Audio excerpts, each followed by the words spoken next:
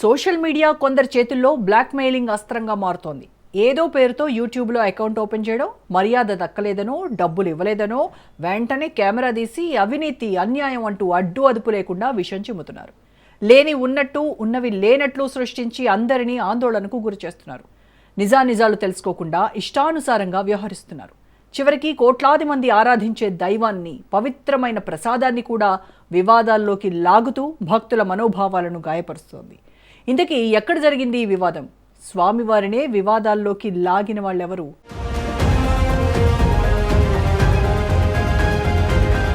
సింహాచలం ప్రసాదంలో నత్త ఉందని వీడియో. సోషల్ మీడియాలో వీడియో పోస్ట్ చేసిన జంట.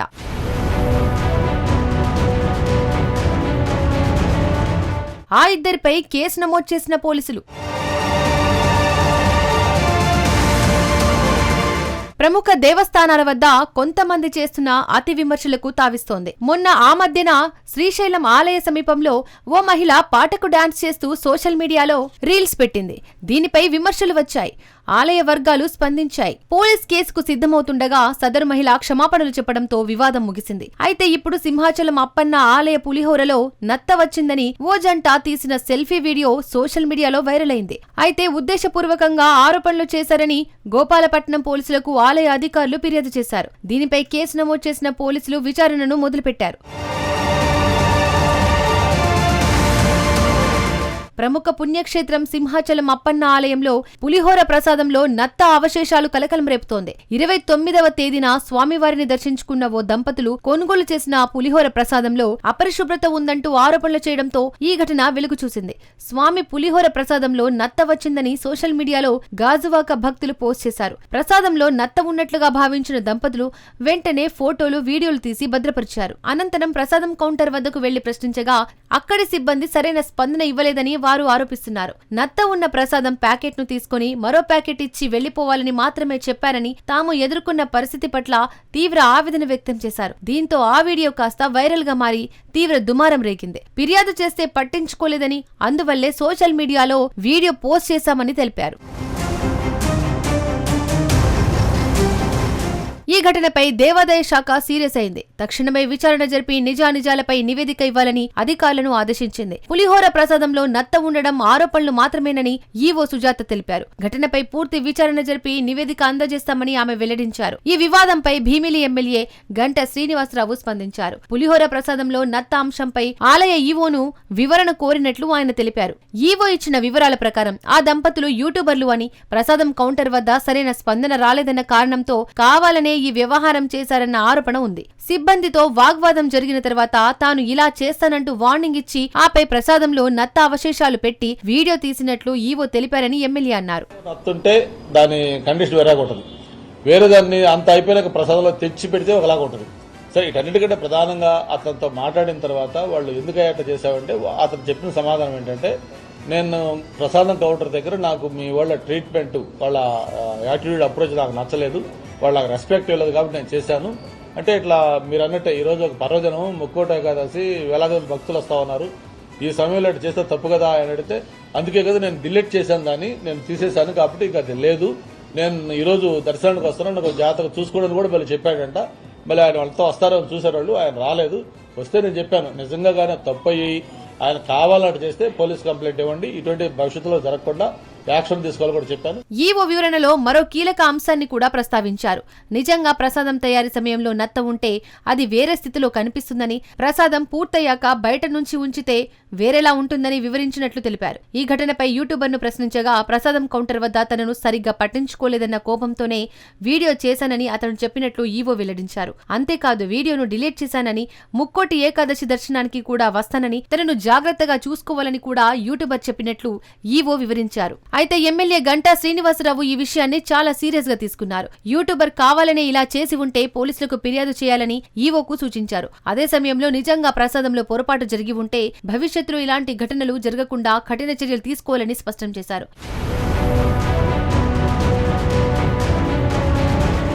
ఈ ఘటన భక్తుల మనోభావాలకు సంబంధించిందని ఎమ్మెల్యే అన్నారు.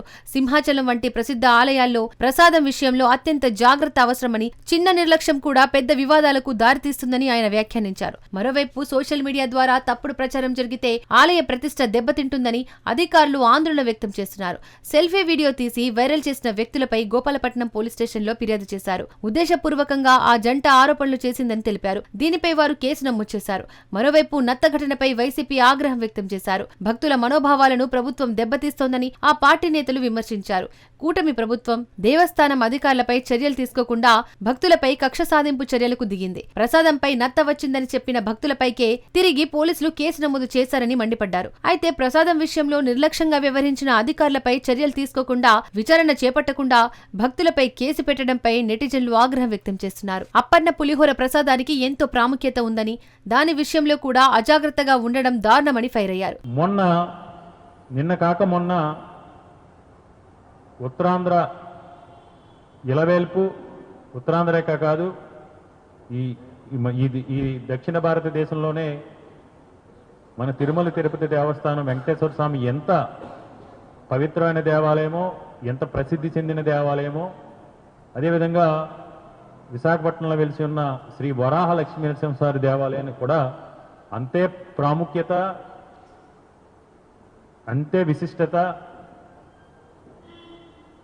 ఉన్న దేవాలయం. ఈ దేవాలయంలో ఒక ఫ్యామిలీ దర్శనానికి వెళ్ళి దర్శనం చేసుకున్న తర్వాత అక్కడ లడ్డు పులిహోర అనేది ప్రసాదం కింద దేవాలయం తరపున అమ్మటం అనేది సాంప్రదాయం. ఆ పులిహోర తీసుకున్న తర్వాత పులిహోర తింటున్న సమయంలో అందులో ఒక నత్త, పులిహోరలో ఒక బతికున్న నత్త పులిహోరలో కనపడితే చాలా గౌరవంగా తెలియజేయాలి. ఒక సమాచారాన్ని ఎక్కడికైనా మనం ఏదైనా జరిగినప్పుడు, తప్పు జరిగినప్పుడు తప్పు ఎవరి వల్ల జరిగింది అనేది తెలియజేయటం అనేది అది మంచి పద్ధతి కూడా. ఈ ప్రభుత్వ అసమర్థత గత కొంతకాలంగా, ముఖ్యంగా కూటమి ప్రభుత్వం అధికారంలోకి వచ్చిన మొదటి నుంచి కూడా సింహాచలం దేవస్థానంలో కావచ్చు, తిరుమల తిరుపతి దేవస్థానంలో కావచ్చు, కనకదుర్గమ్మ వారి దేవస్థానంలో కావచ్చు, మొన్న నిన్న వైకుంఠ ఏకాదశి, మొన్న ముక్కోటి ఏకాదశి రోజు శ్రీకాకుళం జిల్లాలో జరిగిన సంఘటన కావచ్చు, నిన్న ద్రాక్షారామంలో జరిగిన సంఘటన కావచ్చు, వీటన్నిటిలోని కూడా ఈ ప్రభుత్వం సనాతన ధర్మం, ఈ ప్రభుత్వంలోనూ కొంతమంది పెద్దలు ఎక్కడో తిరుమల తిరుపతి దేవస్థానంలో ఒక తప్పుడు ఆరోపణ చేసి అక్కడ అపవిత్రమైందని ఇక్కడ విజయవాడకు వచ్చి విజయవాడ దుర్గమ్మ గుడిలో మెట్లు కడుగుతారు. మరోవైపు ఆ జంట ప్రసాదం కౌంటర్లో ఫిర్యాదు చేశామని చెప్పింది. వారు మరో పులిహోర ప్రసాదం ప్యాకెట్ ఇచ్చినట్లు కూడా వారు స్వయంగా చెప్పారు. అయితే ప్రసాదం తయారీ విభాగంలో సోషల్ మీడియాలో ఈ జంట పోస్ట్ చేసిన వీడియోను పరిశీలించారు. అయితే అది అనుమానాస్పదంగా కనిపించింది. పులిహోర తయారీకి అవసరమైన చింతపండు నానబెట్టిన తర్వాత యంత్రాలతో గుజ్జు తీస్తారు. కాబట్టి చింతపండులో నత్త వచ్చే అవకాశమే లేదు. సాధారణంగా పులిహోరలో వేసే పోపు సామాన్లు అయిన ఎండుమిర్చి, ఆవాలు, శనగపప్పు, వేరుశనగపప్పు, మెంతులు ముందుగానే నూనెలో వేయించి కలుపుతారు. కాబట్టి పోపుల తయారీలో కూడా నష్టం వచ్చే అవకాశమే లేదు. ఇక్కడ పోపులకు సంబంధించిన సామాన్లను సెంట్రల్ స్టోర్స్ నుంచి బాగు చేసిన తర్వాతే ప్రసాదంలోకి వాడతారు. పులిహోర తయారీకి అవసరమైన బియ్యాన్ని బాయిలర్లలో పసుపుతో ఉడికించిన తర్వాతే కలపడానికి పెద్ద స్టీల్ ట్రేలో వస్తారు. అయితే వీటి తయారీలో కూడా ఎన్నో రకాల జాగ్రత్తలు తీసుకుంటారు. తలకు క్యాప్ పెట్టుకొని గరిటెలతో కలుపుతారు. కాబట్టి అక్కడ నత్త కలిసే అవకాశమే లేదు.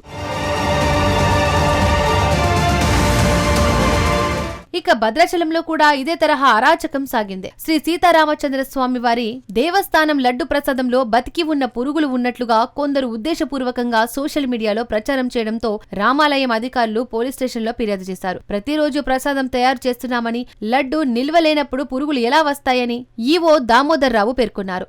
దేవస్థానం ప్రతిష్ట, భక్తుల మనోభావాలు దెబ్బతినే విధంగా ఇలాంటి అసత్యపు ప్రచారం చేయడంపై ఈవో ఆగ్రహం వ్యక్తం చేశారు. భవిష్యత్తులో ఎవరు ఇలాంటి ఫేక్ ప్రచారానికి పాల్పడకుండా సంబంధిత వ్యక్తులపై కఠిన చర్యలు తీసుకోవాలని పోలీసులను కోరారు.